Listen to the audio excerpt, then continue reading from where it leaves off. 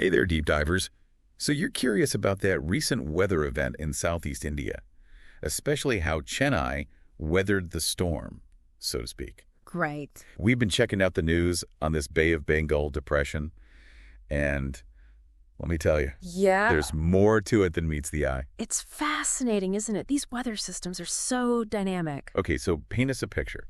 It's monsoon season, which in and of itself means rain. But this is next level stuff. We're talking about a full-fledged depression forming in the Bay of Bengal. Exactly. And this one in particular had a fascinating trajectory. It formed over the bay, as they often do, and started moving westward. By October 16th, around 11 p.m., it crossed the coast between Puducherry and Nellore. Okay. That's just a bit north of Chennai. So this depression is making a beeline for Chennai. You'd think so. But here's where it gets interesting. Instead of maintaining its strength, it started to weaken shortly after landfall. By midnight, it wasn't even a depression anymore. It had transitioned into what meteorologists call a well-marked low-pressure area over parts of Andhra Pradesh and Tamil Nadu. Okay. And the forecast is for it to keep moving westward and weaken even further. So like a spinning top losing its momentum, it went from a powerful whirl to something much less intense. What caused that? Well, several factors contribute to a depression weakening. Interaction with land is a big one.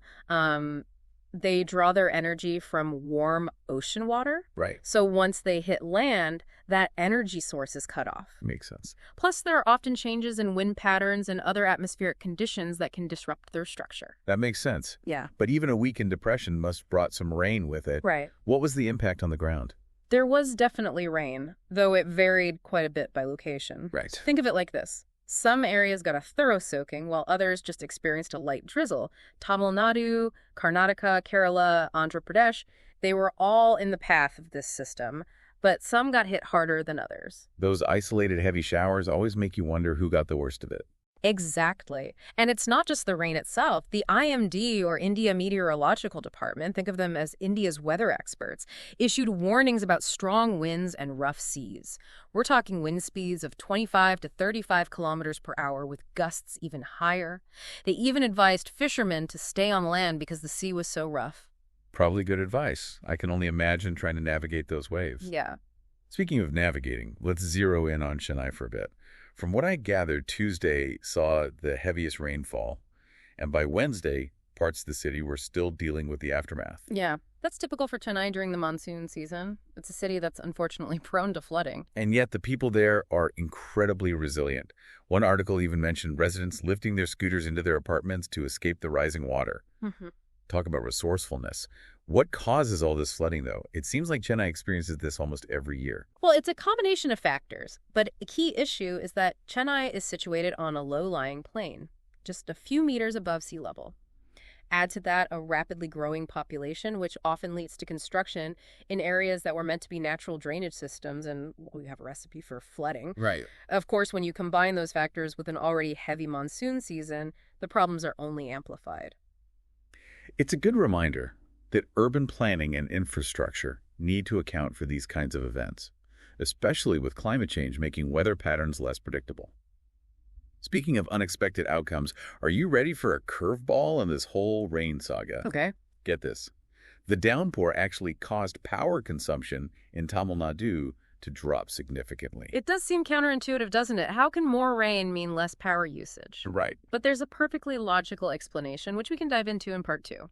We'll unpack that power puzzle and uncover which superstar unexpectedly found himself wading through the Chennai floods when we return for part 2 of our deep dive. Stay with us. And we're back with part 2 of our deep dive into the Bay of Bengal depression and its impact on Chennai. Before we left off, we stumbled upon a real head-scratcher. Yeah. Heavy rain leading to a drop in power consumption. Yeah. It's not exactly intuitive, is it? Not at first glance, no. But when you really think about it, it actually makes a lot of sense. Okay. Let's break it down. Heavy rain often brings cooler temperatures, right? Right. And what do people tend to use less when it's cooler? Air conditioners, of course. Exactly. So less need for AC equals less demand on the power grid. Makes sense. But that's not the whole story. Remember, agriculture is a huge part of life in Tamil Nadu. Right.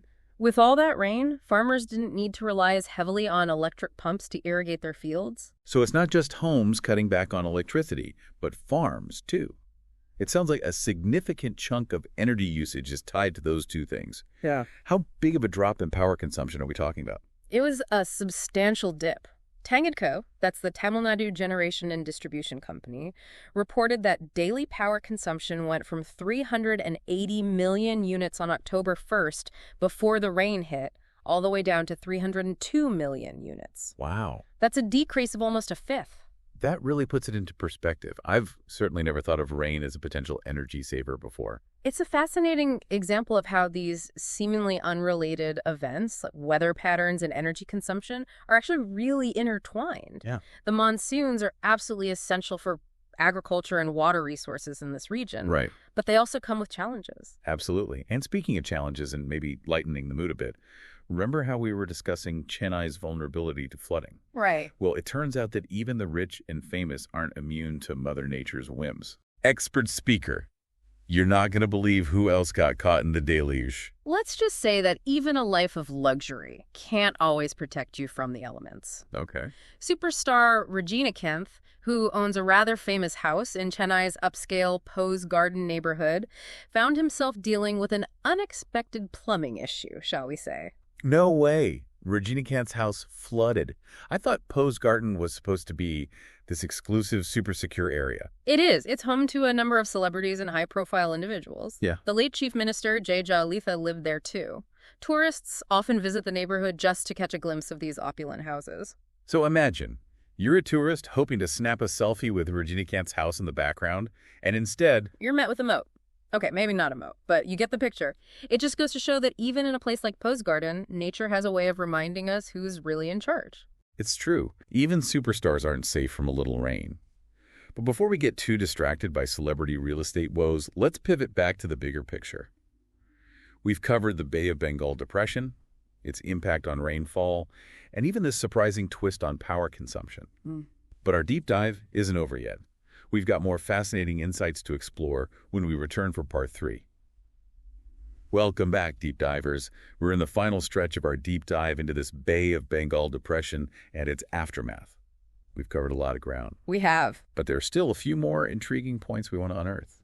Ready to wrap things up? Absolutely. I always find it remarkable how much there is to learn from just a single weather event. It really is. It's like peeling back the layers of an onion. There's always something new to discover. Right. Before we took that detour to Regina Kant's flooded mansion, and let's be honest, who could resist little celebrity real estate drama? Right. We were discussing that surprising drop in Tamil Nadu's power consumption, all because of the rain. Yes.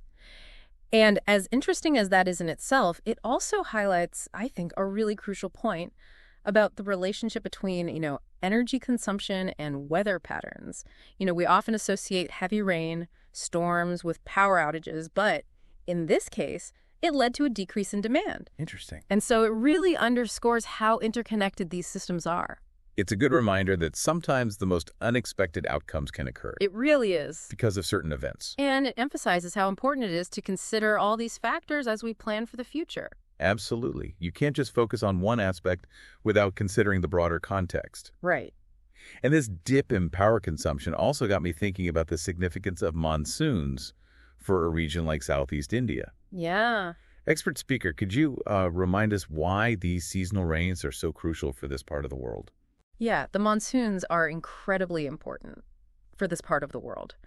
They bring much-needed rainfall, which is essential for agriculture, right? The arrival of the monsoon is often met with celebrations, festivals. It marks the start of the growing season, so it's really deeply intertwined with the culture, the livelihoods of the people. It's fascinating how weather patterns are so deeply woven into the fabric of life in this region. It really is. It really is. But it's important to remember that these powerful forces of nature also come with their own set of challenges, right? I mean, we've seen how vulnerable Chennai is to flooding, Yeah. even though the city is no stranger to heavy rainfall. Right. It makes you think about the delicate balance between harnessing the benefits Yeah. of something like a monsoon Right. while also mitigating its potential risks. Exactly. And it raises a crucial question. As climate change continues to influence weather patterns, making them more intense and less predictable, how can cities like Chennai better prepare for these extremes? How can they adapt to the floods, the droughts, the unexpected power dips? These are complex issues with no easy answers, but they are questions we need to be asking. They are questions that deserve our attention Absolutely. and our exploration. It's about understanding the delicate balance of our ecosystems and finding ways to coexist sustainably. Well said.